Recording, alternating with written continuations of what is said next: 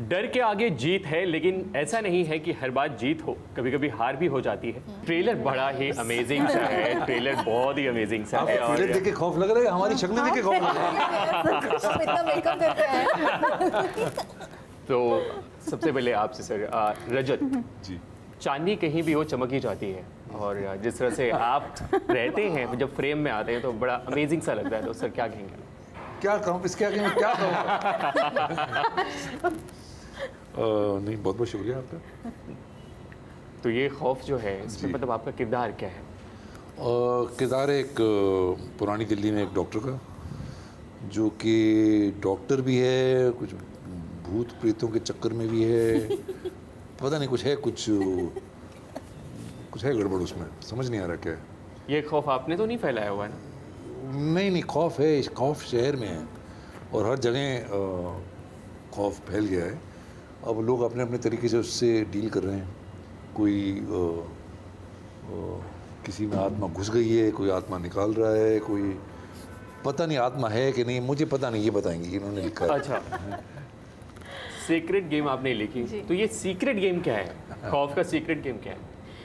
देखिए, इनका जो कैरेक्टर है वो किसी चीज़ को रिप्रेजेंट करता है। जैसे अगर हम दिल्ली में या किसी भी शहर में हो सकते हैं, वहाँ की आबो हवा, वहाँ का कल्चर, वहाँ की टॉक्सिसिटी, एक तरीके से ये कैरेक्टर जिस तरीके से सांस लेता है, चलता है, जिस तरीके का काम करता है, जिस तरीके घर में रहता है, जो इसकी आइसोलेशन है, जो इसका खौफ है, वो उस चीज़ का सिंबल है, उस चीज़ का रिप्रेजेंटेटिव है, जिससे एक सिटी की वाइब बनती है।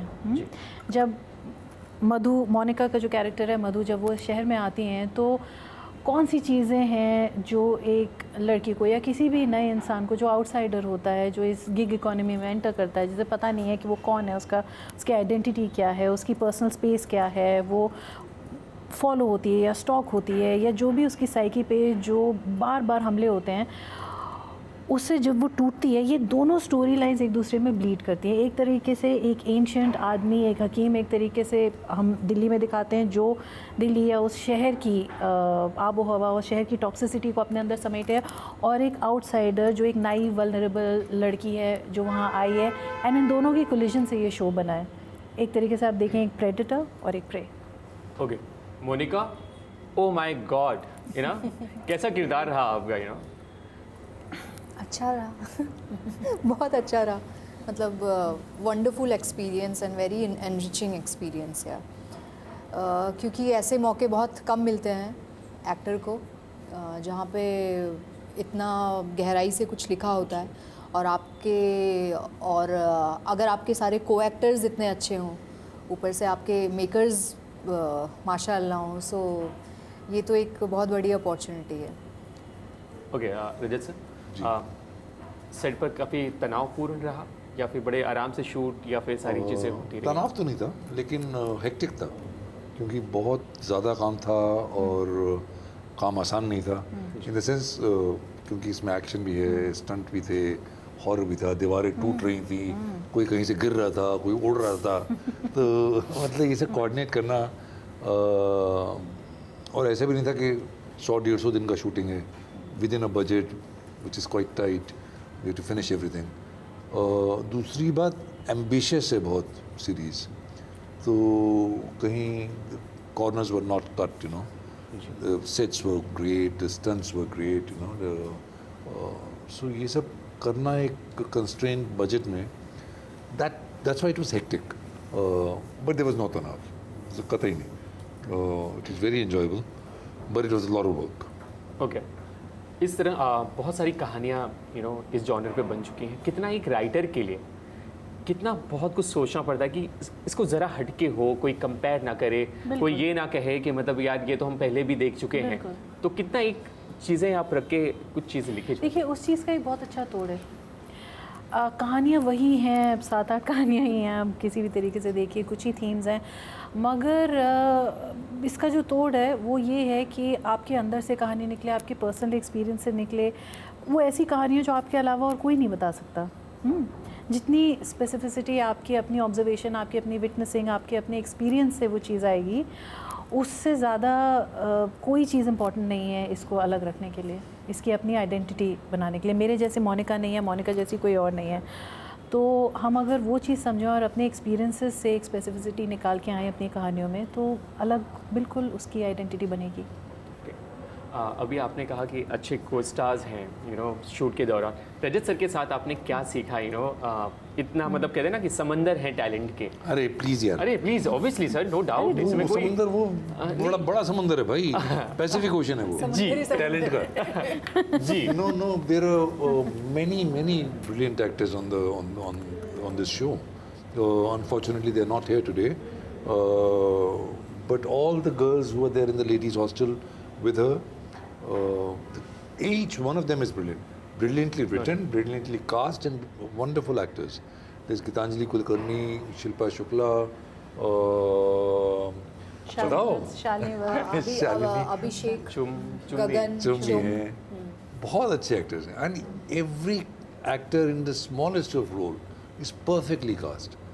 So, I mean, it's not, and Monica and I hardly have anything together in the film, in the show, but the absolute ensemble is incredible. आप कुछ कहना चाहेंगे इस? But हाँ, I think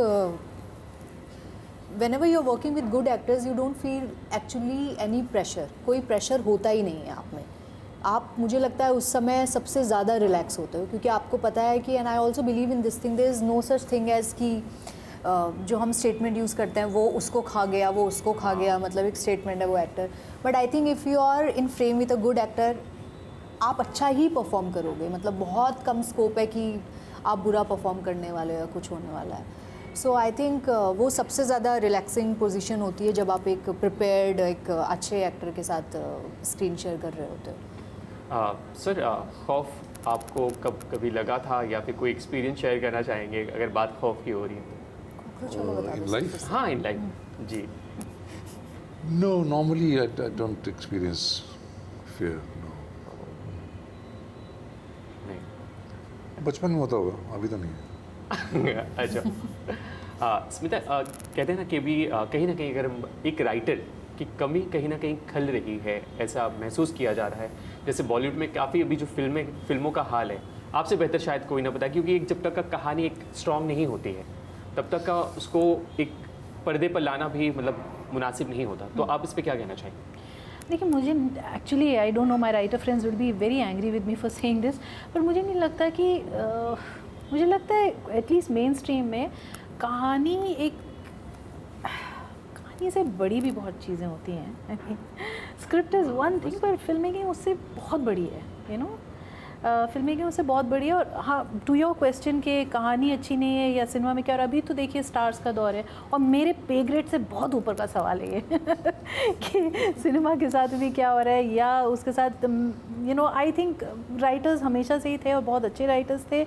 हम लोगों को अभी आके अपने तरीके से अपनी कहानियाँ पुश करनी पड़ेंगी, मुझे ऐसा लगता है। मुझे लगता है क्या हो रहा है ना कि लोग आपको बताते हैं आपको क्या लिखना है और आप जाके लिख रहे हो, देन यू से कि मुझे वो नहीं मिल रहा। तो आप अपनी कहानी लिखो ना, पुश फॉर इट ना, फाइट फॉर इट कि मुझे ये कहानी, you think Khauf could have been made by me thinking कि कोई एक डायरेक्टर आएगा फिर मैं अपना कुछ उसकी कहानी में डालूंगी, और नहीं हो सकता मेरे हिसाब से। तो bring back the time of spec scripts, that was the golden age of Hollywood also. ले आई उसे। खौफ की बात करें तो मोनिका, कभी ऐसा कुछ एक्सपीरियंस किया है आपने, मतलब कोई स्पिरिट या फिर कहीं आप गए हो ऐसा कुछ? Very interesting. नहीं, ऐसे कुछ नहीं एक्सपीरियंस किया है, but I do believe in energies. I really do believe in energies. हर एक जगह की एक एनर्जी होती है, और I mean if you believe in, I believe in God, so you have to believe in the devil. मतलब you have to do that. So I haven't experienced as such, but I have heard lots of tales.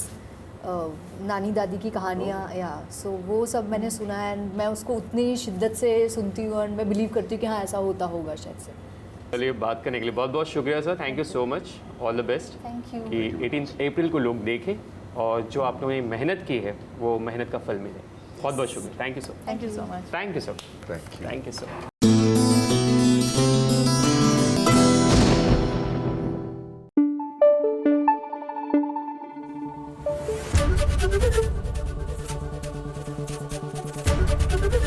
ABP news आपको रखे आगे।